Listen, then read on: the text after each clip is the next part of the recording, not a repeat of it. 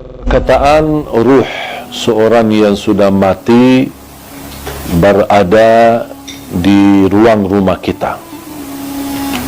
Ada yang berkata selama 3 malam, ada yang sampai 40 malam. Kasihanlah, ruhnya lagi diam di rumah, jasadnya di kuburan. Terus ngapain jasadnya di situ, kasihan sendirian?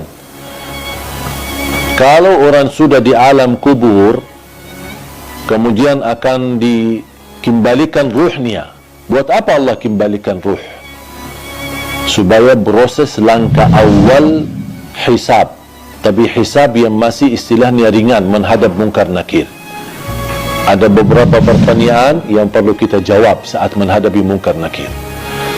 Seandainya kita berhasil lolos dari pertanyaan dan kita bisa menjawab seluruh pertanyaan mungkar nakir, berarti akan kita menikmati.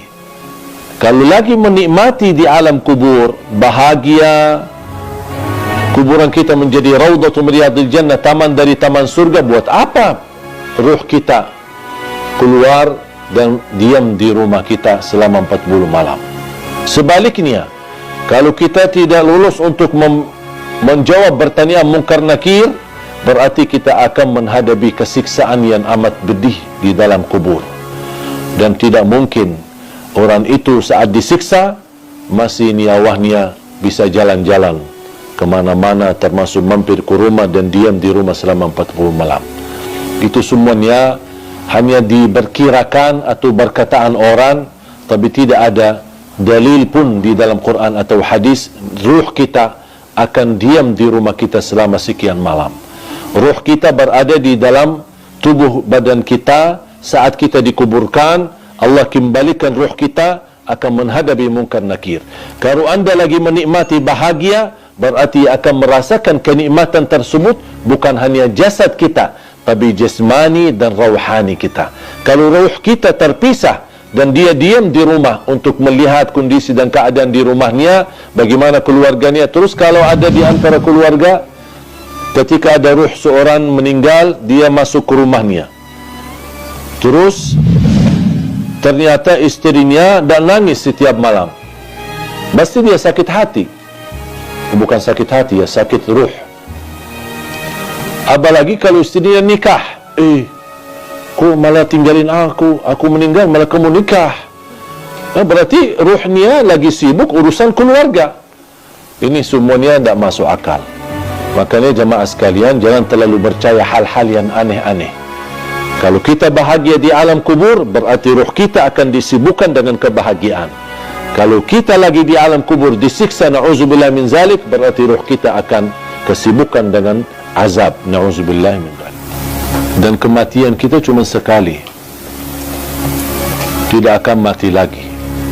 Kalau sudah meninggal dunia dan kita pisah dari dunia menuju ke akhirat melalui proses di alam barzakh, kuburan kita menghadap mungkar nakir kita, kemudian bisa kuburan kita menjadi taman dari taman surga, bisa jadi lubang dari lubang neraka. Dan yakini kehidupan kita nanti di alam kubur jauh lebih panjang daripada hidup kita di dunia. Ada orang di bawah kuburannya masing-masing itu sudah ratusan tahun, padahal usia mereka ada yang masih muda, bahkan ada yang masih bayi. Habis kita dibangkitkan oleh Allah Subhanahu wa taala, sekian tahun kita di alam kubur, dibangkitkan oleh Allah Subhanahu wa taala, terjadilah hari kiamat dan kita akan menghadap Allah untuk dihisab. Habis proses hisab, fariqun fil jannah wa fariqun fis sa'ir. Satu golongan masuk ke surga dan satu golongan masuk neraka. Dan disitulah makna kehidupan yang abadi. Bisa abadi di neraka, bisa abadi di dalam surga. Kita sebagai orang beriman sudah dijaminkan kita tidak akan dikekalkan. Bagi orang yang berdosa dan bermaksiat, tidak akan dikekalkan di neraka Jahannam selama dia membawa kalimat la ilaha illallah. Man qala la ilaha illallah khalisan min qalbih harramahu Allahu 'ala an-nar. Di riwayat adkhalahu Allahu al-jannah. diharamkan, dikekalkan di neraka Jahannam bagi orang-orang yang membawa kalimah la ilaha illallah. Artinya kalau kita orang-orang yang suka mengucapkan kalimat itu tapi tidak mengamalkan isinya, tidak membatuhi aturannya, bisa jadi gara-gara dosa maksiat, kelalaian kita bisa menantarkan kita ke neraka. Tetapi salah satu jaminan tidak akan kekal di neraka Jahannam adalah la ilaha illallah. Dan mohon maaf, siapa yang mau sebelum ke surga mampir ke neraka dulu? Kira-kira siapa yang berkenan? Kalau memang kita tidak mau mampir ke neraka dulu, jangan anda mengucapkan kalimah la ilaha illallah saja, tapi anda menjadi hamba yang batuhi dan taati. Jadikan hidup di dunia ini adalah surga kita di dunia dengan kalimah la ilaha illallah.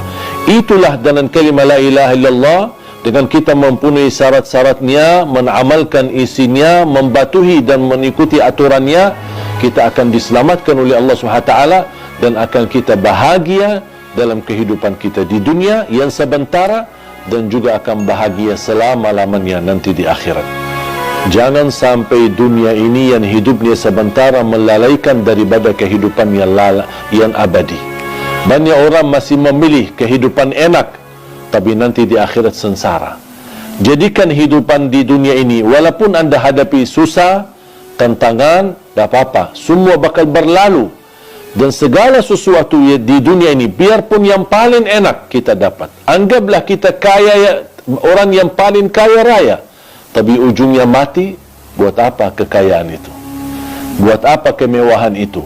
Buat apa keindahan itu kalau saya akan nanti tinggalkan, akan menuju kepada kehidupan yang abadi? Makanya harus kita fikir cerdas untuk memperjuangkan kehidupan yang abadi, yang insya Allah akan kita menjadi orang yang kekal di dalam surga Allah Subhanahu wa taala. Insya Allah tanpa mampir ke neraka. Ada satu tanda, malaikatul maut cabut nyawa kita, itu sudah mati. Itu tandanya. Kenapa Allah Subhanahu wa taala sembunyikan kematian dan proses kematian itu? Bisa ada orang mati mendadak, bisa ada orang mati karena kecelakaan, bisa ada orang mati karena apapun terjadi. Bahkan bisa ada orang karena sehat, tak ada apa-apanya, justru dia merawat orang tuanya, pulang pergi ke rumah sakit, mana justru anaknya yang mati duluan.